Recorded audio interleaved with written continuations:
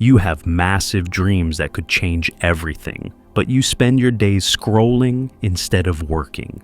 You know exactly what you should be doing, but somehow you can't make yourself do it. You're simultaneously the most ambitious and the laziest person you know, and this contradiction is tearing you apart. Carl Jung discovered why this happens. It's not weakness or failure. It's what he called the split will, a psychological civil war where different parts of your psyche want completely opposite things. Your conscious mind wants success, while your unconscious sabotages every effort. You're not lazy. You're in psychological deadlock. In this video, I'm revealing Jung's 5 discoveries about why ambitious people become paralyzed by inaction. Insights that explain why willpower fails, why motivation disappears, and what's really happening when you can't make yourself pursue your own dreams. This isn't another motivational lecture. This is about understanding the hidden psychological forces that create this painful split, and how to finally heal it. Here's what's actually happening that nobody understands. Your ambition and your laziness aren't opposites. They're two sides of the same psychological wound. Jung discovered that when someone exhibits extreme ambition coupled with extreme inaction, it's not a character flaw. It's a symptom of what he called psychic splitting, where the psyche divides against itself as a protection mechanism. Think about your experience. You can envision your success in perfect detail. You know exactly what you want to achieve. The ambition burns so hot, it keeps you awake at night. But when morning comes, you can't even start. The same mind that creates magnificent visions becomes paralyzed at the thought of taking action. You're a visionary genius and a procrastinating failure living in the same body. Jung observed this pattern repeatedly in his practice. Brilliant people with extraordinary visions who couldn't take basic steps toward their dreams. Not from lack of ability, but from what he called unconscious resistance. The conscious mind says yes, while the unconscious screams no, creating a psychological stalemate where nothing moves. The ambitious lazy person, Jung wrote, is not suffering from lack of motivation, but from excess of internal conflict. They're using all their energy fighting themselves, leaving none for actual action.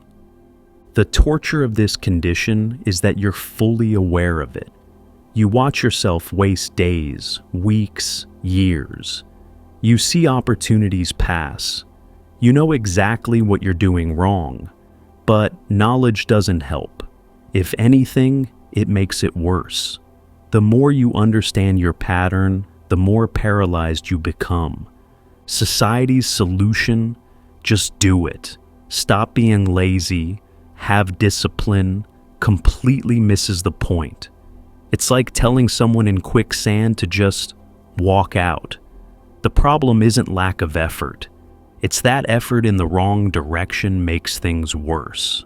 But Jung discovered something that changes everything about this condition. Jung's first breakthrough. What you call laziness is actually your unconscious protecting you from something it perceives as dangerous.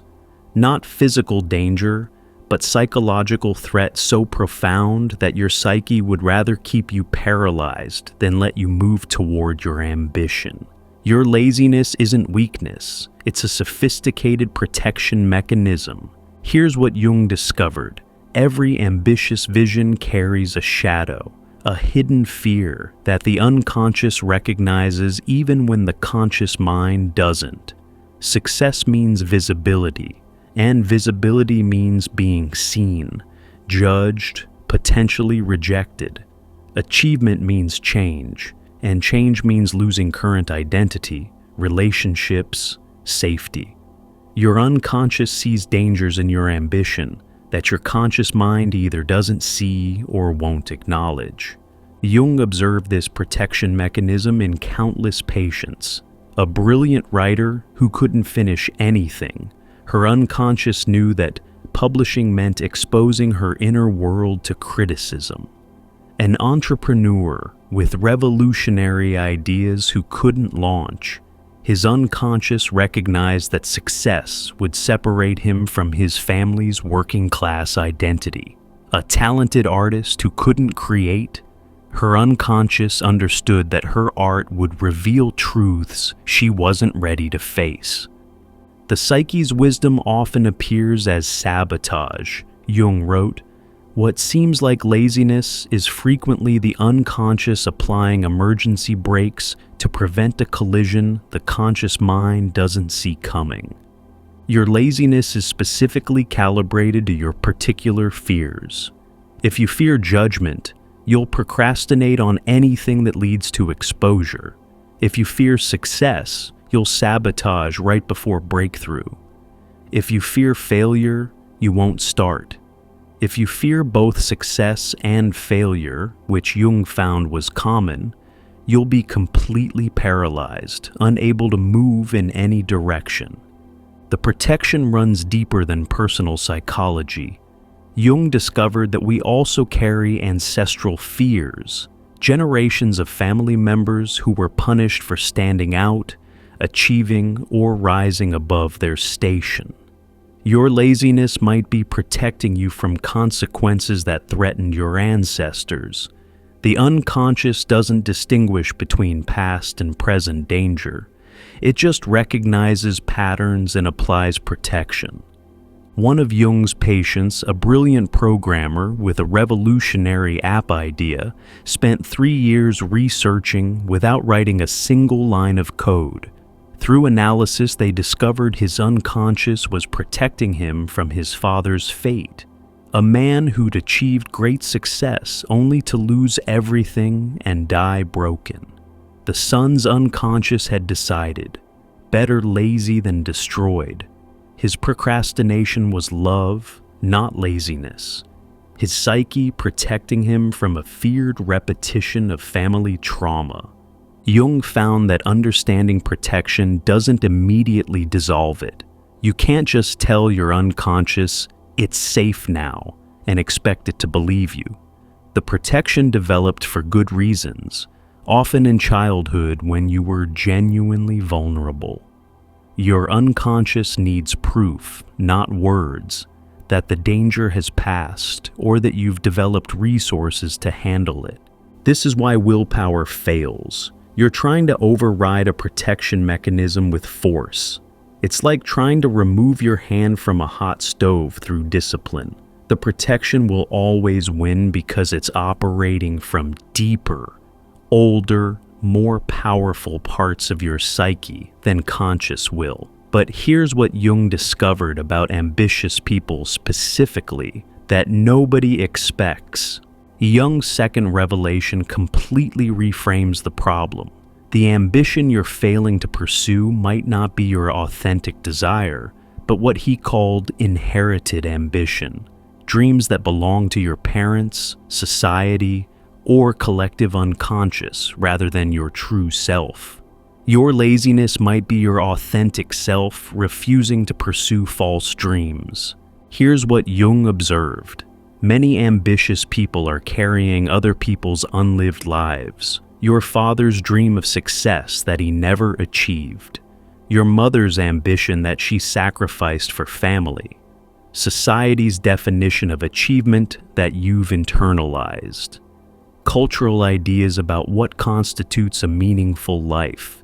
These borrowed ambitions feel real because you've carried them so long, but they're not yours. Jung discovered this through what he called the source test. When patients described their ambitions, he'd ask, if no one would ever know about this achievement, no family, no friends, no society, would you still want it? The answer often revealed that the ambition was for others' recognition, not personal fulfillment. The lazy response was actually the authentic self saying, "This isn't mine to do." Many people live their entire lives pursuing ambitions that were never theirs, Jung wrote. Their laziness is actually their true self, refusing to waste life force on foreign dreams. This borrowed ambition manifests in recognizable patterns. You're ambitious about things that impress others but don't genuinely excite you. Your vision of success looks exactly like society's definition. Wealth, status, recognition. Your dreams would make your parents proud but leave you empty. You can describe your ambition perfectly but can't feel it in your body. It lives in your head as concept, not in your heart as calling. One of Jung's most revealing cases involved a woman with medical ambitions who couldn't make herself study. She had the intelligence, the resources, the opportunity, everything except the ability to act. Through months of analysis, they uncovered that becoming a doctor was her immigrant parents' dream, not hers. They'd sacrificed everything for her education, and she'd absorbed their ambition as her own. Her laziness was actually loyalty to her true self that wanted to be an artist. But acknowledging this felt like betraying her parents' sacrifice. So she remained stuck, couldn't pursue medicine because it wasn't hers, couldn't pursue art because it felt like betrayal. Her procrastination was the only solution her psyche could find to this impossible situation. Jung found that authentic ambition feels different from borrowed ambition. It has what he called libido magnetism. It naturally draws your energy without effort. You don't have to motivate yourself. You have to stop yourself. You don't procrastinate. You lose track of time. You don't feel lazy. You feel energized. The work does itself through you. But borrowed ambition requires constant force. You have to pump yourself up, create elaborate motivation systems, fight procrastination constantly. It's exhausting because you're trying to run software that's incompatible with your operating system. Your psyche rejects it like a body rejecting a transplanted organ. The tragedy Jung observed is that people spend decades trying to overcome laziness toward borrowed ambitions, never questioning whether the ambition itself is the problem. They try every productivity system, every motivation technique, every discipline hack. But you can't sustainably pursue what isn't yours. Your authentic self will always resist, and it has more endurance than your conscious will. Jung's insight was profound. Sometimes the cure for ambitious laziness is not pursuing the ambition, but questioning whose ambition it is. Your laziness might be wisdom, not weakness, your true self protecting you from wasting your life on someone else's dream. But wait, even if the ambition is authentically yours, there's another force Jung discovered that creates paralysis. Jung's third discovery reveals a hidden terror. Achieving your ambition means the death of who you currently are, and your psyche experiences this as actual threat.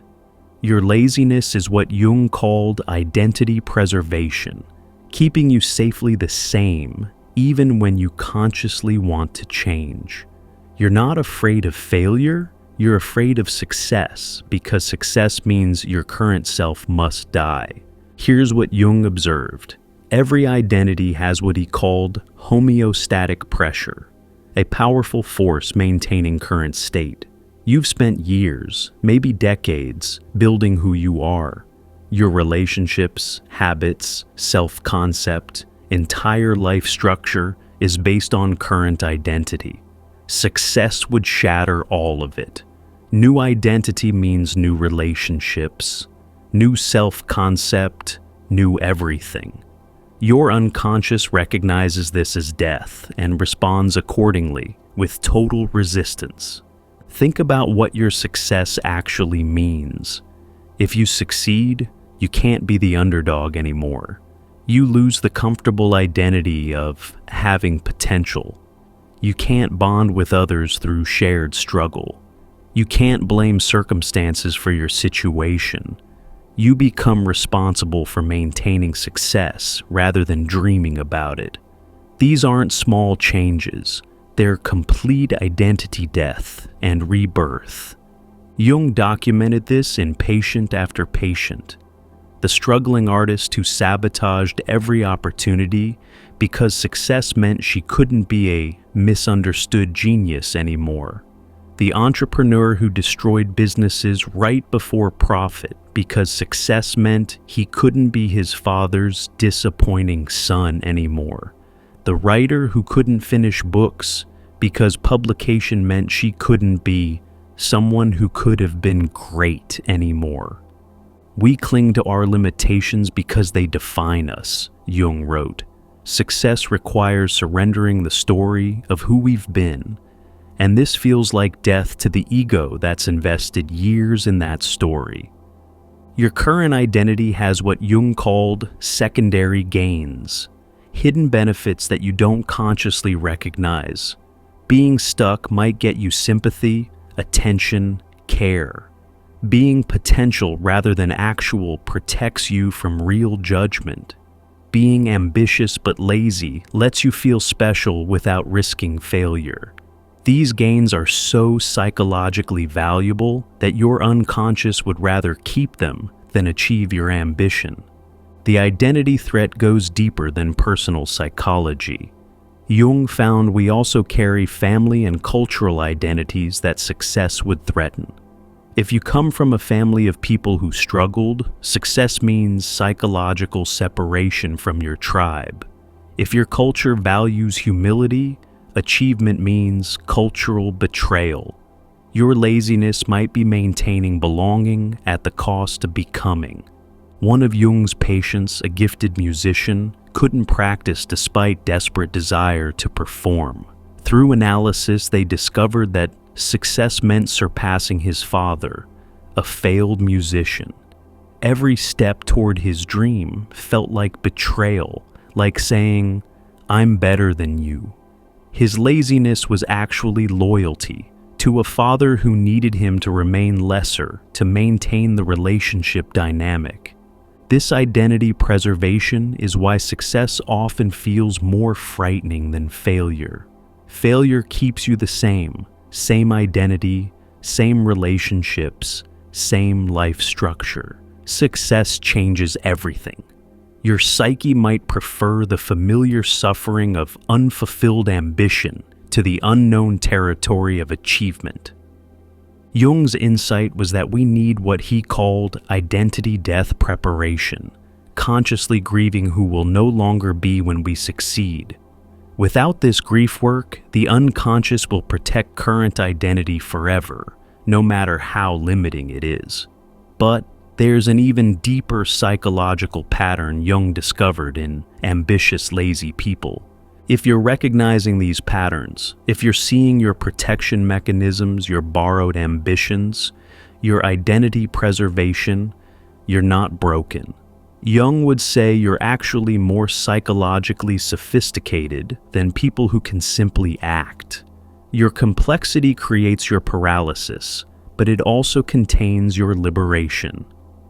Before we reveal Jung's final two discoveries about ambitious laziness, check out our new guide, True Self-Discovery, with 24 practical reflection exercises designed to help you find your way within.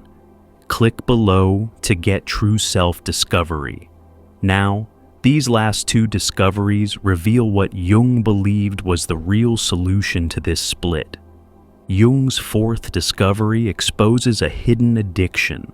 Ambitious, lazy people are often what he called potential addicts, psychologically dependent on the feeling of having potential rather than manifesting it. Your laziness maintains the addiction by keeping you in perpetual possibility. You're not pursuing dreams, you're getting high on having them. Here's what Jung observed. Potential feels better than reality. When you have potential, You have infinite possibility. You could be anything, achieve everything, become anyone. But the moment you act, you collapse infinite possibility into single reality. You go from unlimited potential to limited actual. Your psyche might prefer the drug of possibility to the soberness of reality. Think about how potential feels. That rush when you imagine your success, the high of planning your breakthrough, the excitement of describing your vision. These feelings are real, immediate, and require no actual work. Your brain releases the same reward chemicals for imagined success as real success. You're getting the psychological payoff without the effort, risk, or reality of actual achievement. The potential addict, Jung wrote, lives in a constant state of about to. They're always on the verge of breakthrough, perpetually preparing to begin, forever one day away from starting. This about to state becomes more addictive than any achievement could be. This addiction manifests in specific behaviors Jung documented. You spend hours planning, but never executing. You constantly talk about your ambitions, but never act on them. You prepare endlessly, reading, researching, learning, but never apply. You live in future tense. I'm going to, I will, soon I'll, never present action. Each behavior maintains the high of potential without the come down of reality. Jung found that potential addiction often develops in gifted children. When you're young and talented, adults constantly talk about your potential. You could be anything. You're going to do great things. This creates what Jung called potential identity.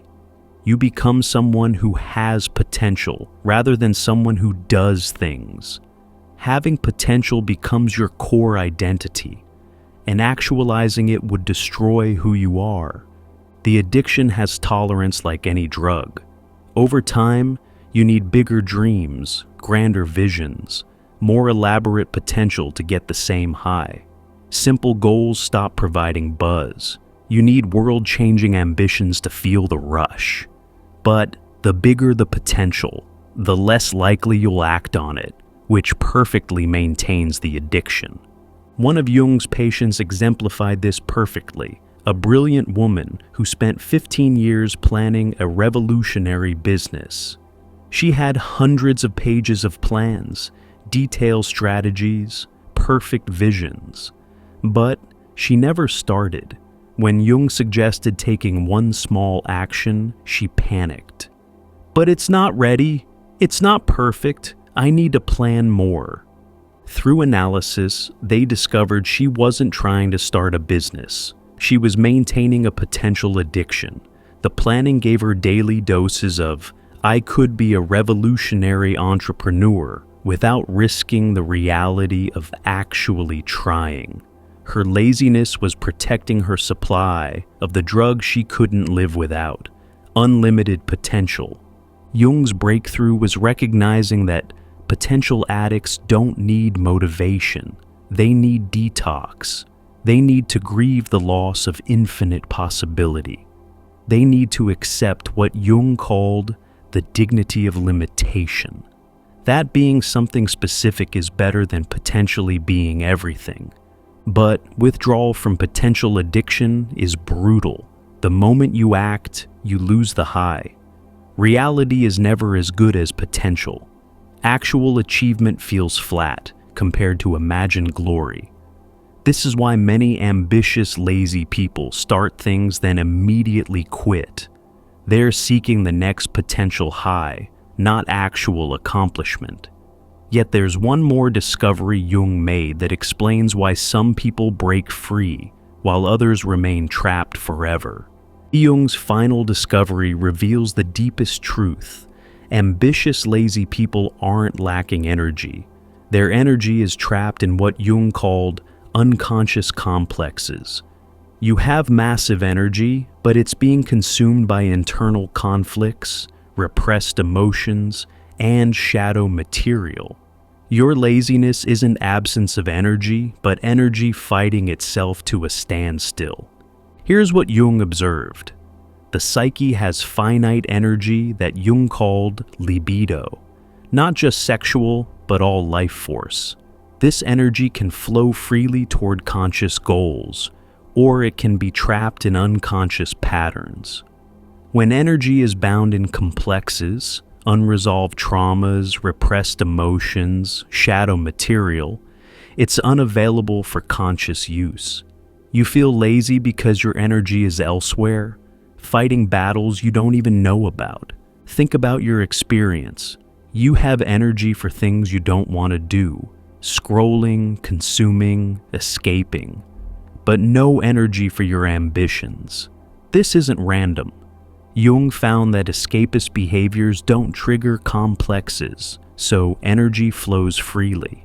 But moving toward ambitions activates every complex, every fear, every unresolved issue. Your energy immediately gets conscripted into managing these activations, leaving nothing for action. The ambitious, lazy person is like a country using all its resources for civil war, Jung wrote. There's no energy for external achievement because it's all consumed by internal conflict. These energy-trapping complexes are specific to ambition, the authority complex activated by potential success, the abandonment complex triggered by possible visibility, the shame complex aroused by potential judgment, the inadequacy complex stimulated by potential comparison. Each complex is an energy vortex, sucking away life force the moment you move toward your ambition. Jung documented how this energy trap works. You decide to work on your goal. Immediately, complexes activate. Energy rushes to manage the psychological emergency. You suddenly feel exhausted, foggy, unable to focus. You interpret this as laziness or lack of discipline. But it's actually all your energy being diverted to unconscious management. You literally don't have energy available for action because it's all committed elsewhere.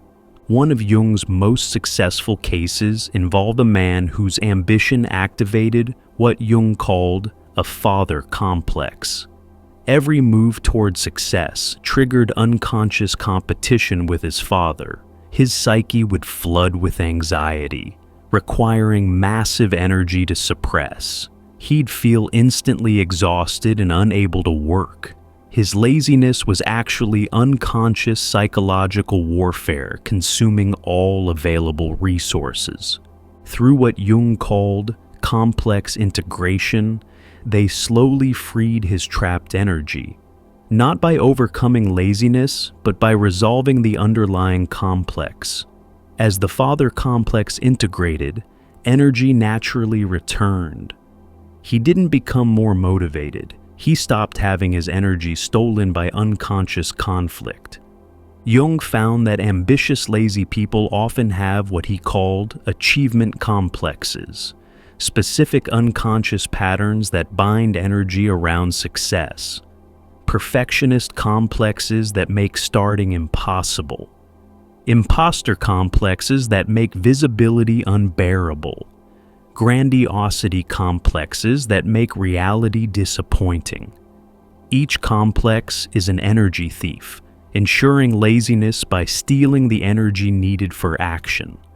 The solution Jung discovered isn't adding more energy through motivation or discipline.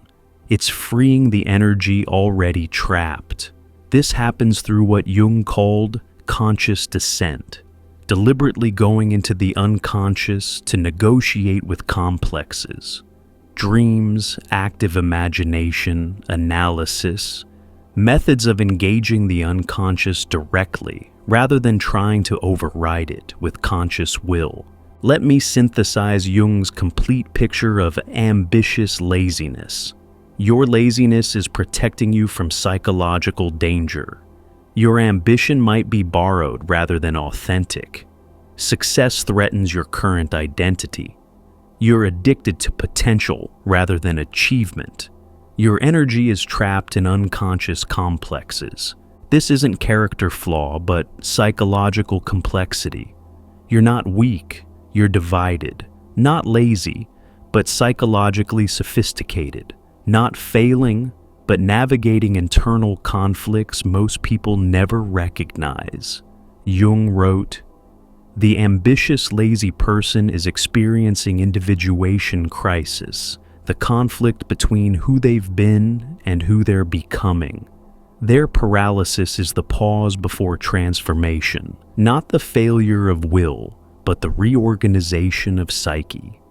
The solution Jung found isn't pushing harder, but understanding deeper, not overcoming resistance, but discovering what it's protecting, not forcing action, but freeing energy, not motivation, but integration. The path forward isn't through your laziness, but into it, understanding its wisdom, respecting its protection, integrating what it's guarding. If you're ambitious but lazy, Jung would want you to know, you're not broken, you're complex. Your paralysis isn't weakness, but wisdom you don't yet understand. Your laziness isn't enemy, but protector whose job might be done. Start with one question. What is my laziness protecting me from? Not judging, just curious. What danger does your unconscious see in your success? What identity would die? Whose ambition are you carrying? What complexes activate when you try to act? Then, instead of forcing action, try Jung's approach. Dialogue with your resistance. Ask your laziness what it needs you to know. Thank it for its protection. Negotiate new terms. Your unconscious isn't your enemy. It's trying to protect you with outdated methods. Remember Jung's insight. The conflict is the beginning of consciousness. Your ambitious, lazy split isn't problem, but birth pains of who you're becoming.